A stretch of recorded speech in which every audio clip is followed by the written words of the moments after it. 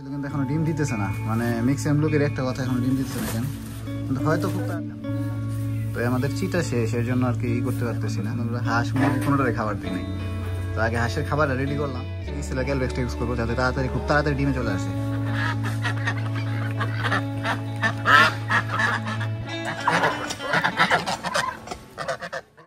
Hello everyone, আসসালামু আলাইকুম, কেমন আছেন সবাই? আজকে হচ্ছে আমরা আবার হাঁসের জন্য খাবার রেডি করতেছি। আগের যে খাবার রেডি করছিলাম ওই খাবারটা শেষ হয়ে গেছে, তো আজকে হচ্ছে আবার খাবার রেডি করতেছি। এখানে আমরা হচ্ছে নিচে হচ্ছে 20 কেজির মতো গুঁড়া, ধানের কুড়া যেটা আছে আর কি, আমরা হচ্ছে আমাদের বাসায় বলি গুঁড়া আর কি। এখানে 20 কেজি কুড়া, এখানে হচ্ছে 5 কেজি লেয়ার 1, আর ওইখানে আছে 10 কেজি ধান। তো এটা দিয়ে হচ্ছে আমরা একটা হাঁসের জন্য ডিমের খাবার রেডি করব, যেহেতু আমাদের হাঁসের বয়স 6 মাস হয়ে গেছে। আশা করি খুব তাড়াতাড়ি ডিম দিবে।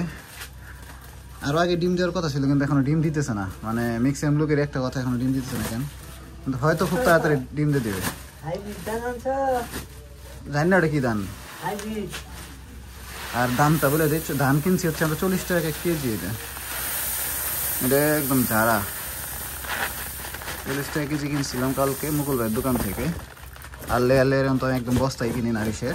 তো এর পরবর্তীতে নারিশটা কিনবো না, অন্য একটা দেখলাম খাওয়া হয়েছে নতুন, ওই খাওয়াটা নাকি অনেক ভালো, তো চেষ্টা করবো এরপর ওইটা ট্রাই করার জন্য। ধান দেওয়া হয়েছে, কুড়া দেওয়া হয়েছে, তো এখন দিতেছে হচ্ছে লেয়ার 1। লেয়ার 1টা একদম কমাই দিছি 5 কেজি, তোমার এই যে একদম কম 5 কেজি গেলে ধানের দাম বাড়বো, এ সময় না দরকার। হ্যাঁ, এক মন নাই না দিয়েন, কারণ হচ্ছে দোকানের ধানের দাম একটু বেশি, 1600 টাকা মন পড়ছে। আর যদি আমি এলাকায় গ্রামে থেকে কিনি তাহলে সেক্ষেত্রে হচ্ছে 1400 টাকা মন পড়ে ধান এক মন কিনলে। তো এর আগে আমরা হচ্ছে 1 মন ধান কিনছিলাম, 1 মন ভুট্টা কিনছিলাম, সাথে হচ্ছে ধানের যে চিটা আছে ওগুলো দিয়ে মিক্স করে ভাঙাই নিছিলাম। তো আমাদের চিটা শেষ, এর জন্য আর কি করতে পারতেছি না। আর এখন সব কিছু খাবারের দামও বাইরে গেছে, ভুট্টার দাম বাইরে গেছে, ধানের দাম বাইরে গেছে। ধান ছিল হচ্ছে 1000 টাকা মন, 1000 থেকে 1400 টাকা হয়ে গেছে। তো খাবারের দাম শুধু আস্তে আস্তে দিন দিন বাড়তেই আছে, কমতেছে না। আর হাঁস হচ্ছে আমার প্রতিদিন খাবার শুধু খাওয়াই যেতে হইতেছে, ডিমও বাড়তেছে না, এই হচ্ছে সমস্যা। তো আজকে ভিডিওতে হচ্ছে খাবার মিক্স করা থেকে শুরু করে একদম হাঁসকে খাবার দেওয়া পর্যন্ত দেখাবো। তো এখানে যে খাবার মিক্স করতেছে, আমাদের খাবার মিক্স করা শেষ, এখন হচ্ছে হাঁসের খাবার দিতে হবে। সকালে এখন বাজে হচ্ছে 11:30, এখন পর্যন্ত আমরা হাঁস মুরগি কোনোটারে খাবার দিই নাই। তো আগে হাঁসের খাবারটা রেডি করলাম, হাঁসের খাবার দেবো, তারপর হচ্ছে আমাদের ফার্মে যাবো মুরগির খাবার দিতে।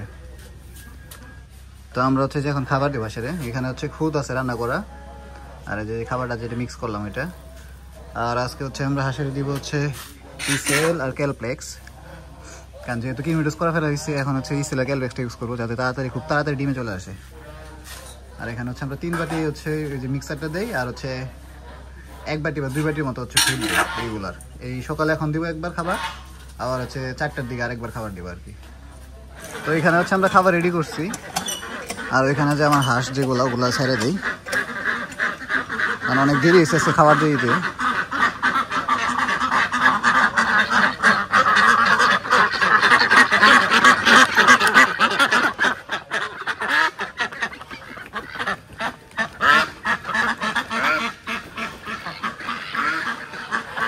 আচ্ছা, খাবার দিতে অনেক দেরি হয়ে গেছে, এত দেরিতে আমি আসলে খাবার দিই না।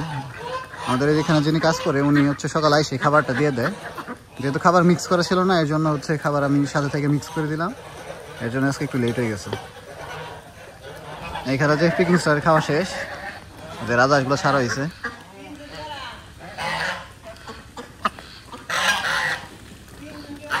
রাজহাঁসগুলো ছাড়লে যেরকম সকালবেলা উঠে একটা দৌড় দেয়।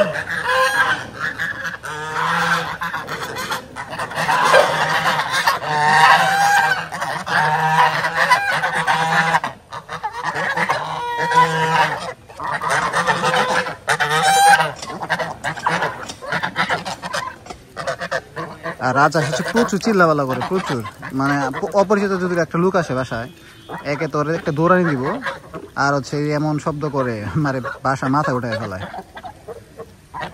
আর যে ওইগুলো চলে গেছে ওইদিকে।